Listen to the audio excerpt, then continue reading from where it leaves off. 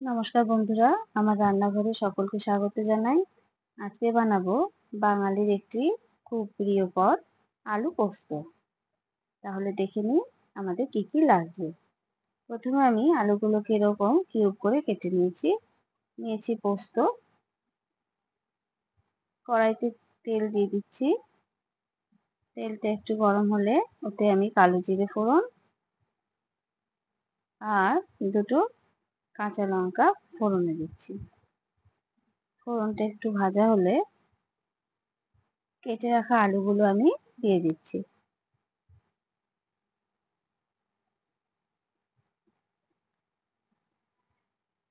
আলুটা ভালো করে মিশিয়ে নিয়ে এতে দিয়ে দেবো স্বাদ মতো লবণ।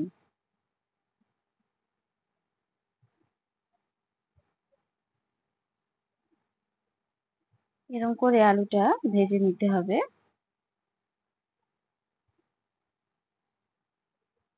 এবার এতে আমি একটু ঢাকা দিয়ে দিয়ে ভাজি।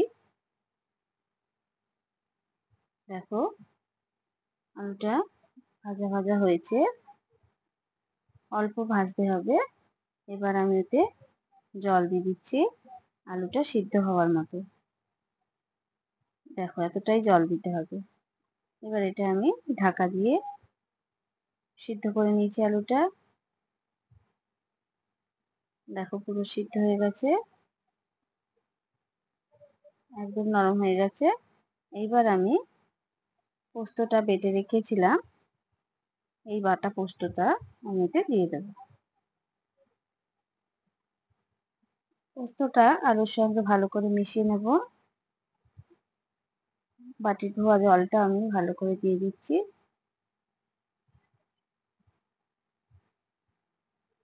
এবার এটা কিছুক্ষণের জন্য আমি ঢাকা দিয়ে ফোটাতে দেবো।